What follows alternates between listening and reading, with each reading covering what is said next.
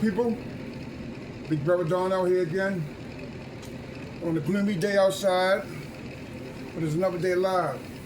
What I want to talk to y'all today is about understanding your controller. Next video I do is about understanding your drone, but this one's about understanding your controller.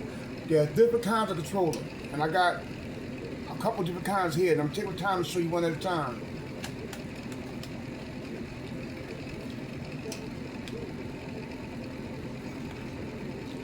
Some drones have these kind of controllers. My advice to you, get a controller that has a telemetry board on it. Why? Because if your phone app drops, you still can control your drone. You know where your drone is. You can still bring it back.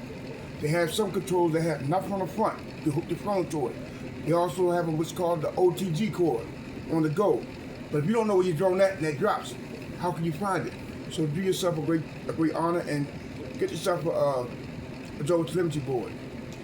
Make sure that whatever you're getting, I call these Teagles. These sticks work pretty good. They already feel good in your hand. Because sometimes you get what's called sticks with your drone that are like mine, are real touchy. So you touch it, they move.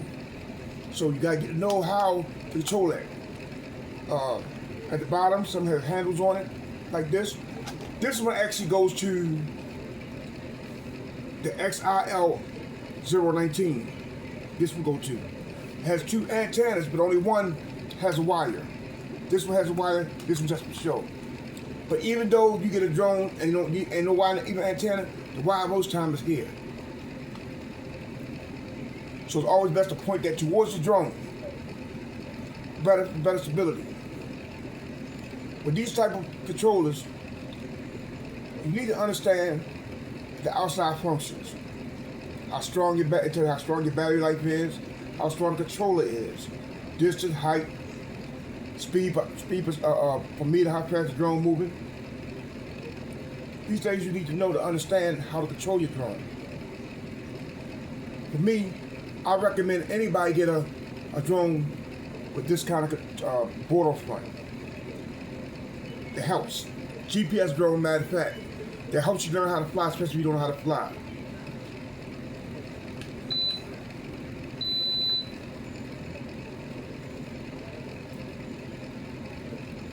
And when adding your phone, like when you put your phone on your controller, make sure that your phone fits properly.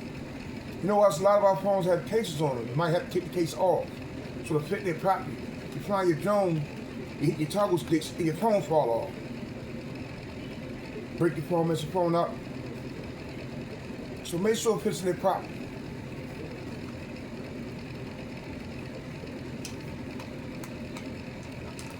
And especially when it comes to installing apps.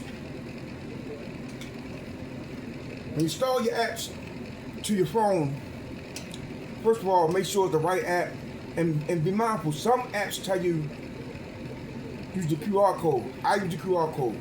And sometimes you just go into the Play State Play or the Apple iOS. It don't act right according to the way of using the QR code. So me, I follow the QR code. It makes it simple to keep you safe. This is another kind of controller.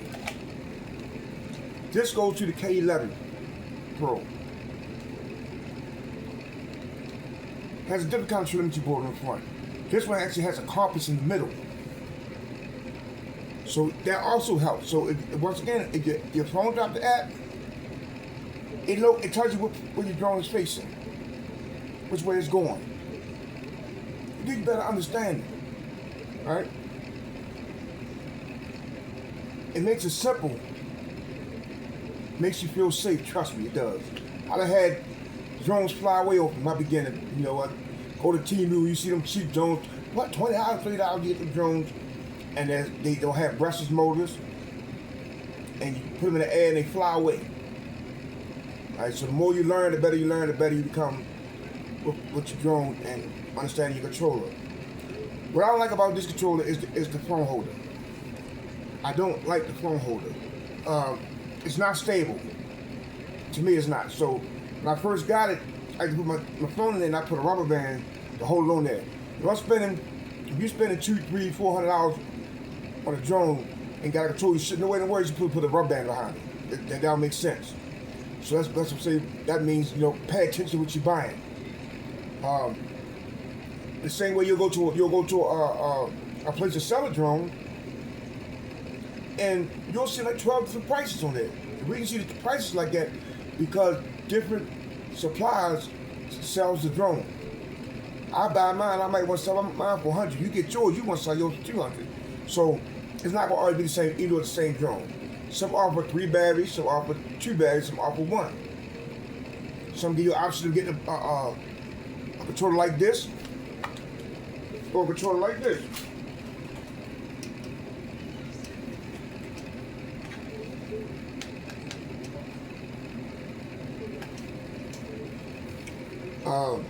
I find these controllers this goes to the S880. One like this also goes to the KF100. One like this goes to the P7 and the AE86, the AE60, AE25. These are very good controllers, mainly because it's not going to sneak anything on you. Like it pop up here, like I told you in our last video. It gives you a firmware. Firmware is already installed, so I can push cancel. There's no need for me to use the firmware. It has things on the outside. A lot of apps do before you go to the main interface. Learn what they is before you fly your drone. Fickle with the controllers. Fickle with the things here. What is this? What is this? Learn what it is. It makes your flight easier. Easy to understand. The telemetry lights. The power lights. You know how much power the control has, how long it's going to last you. This one they say, according to what they say, it lasts you 13 hours. I'm not flying a drone for 13 hours. I fly a drone for whatever time it is, I put it up, there's no need to keep it charging. You keep charging, you're going to wear the batteries out inside of it. And these batteries in here are 11.1, 35 milliamp. One thing I like about this, it has a fan. It keeps it cool from overheating.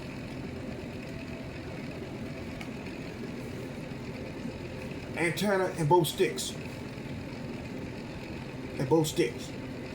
When I fly, I put the back piece to the drone, not the tip, right here. But 9 times out of 10, it's not all the way up. It's probably halfway. So I put the back of the antennas to the drone.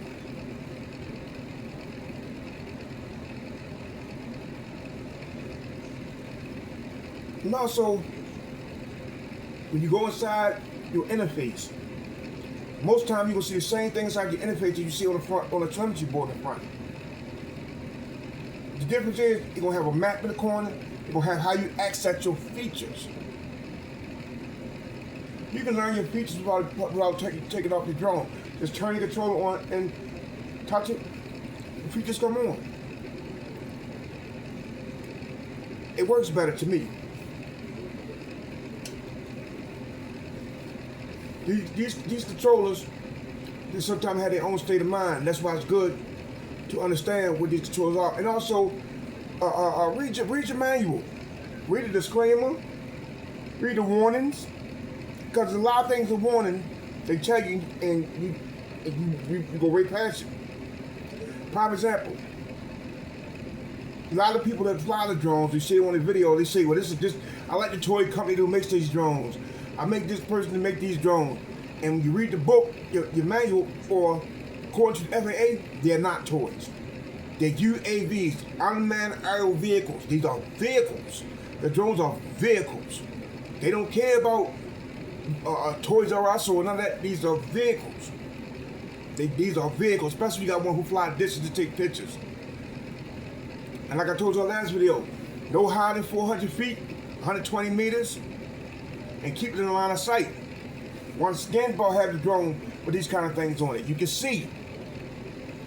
Don't allow yourself to be caught up behind a drone that you can't fly. There's nothing wrong with not knowing. And follow the rules. You follow rules, there are no rules.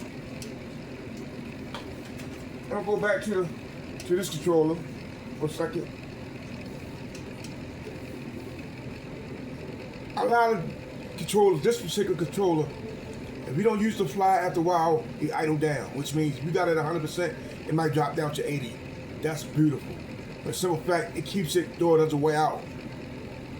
You know, a lot of batteries or controllers get messed up because they're fully charged. They idle down. And I'm thinking they start to use smart batteries and putting type C's, USB type C's in there. No more type B. You know, that way it's better for what you're trying to do. Now, if you're an enthusiast like I am, or you like, you want to learn, do like I do, like I did.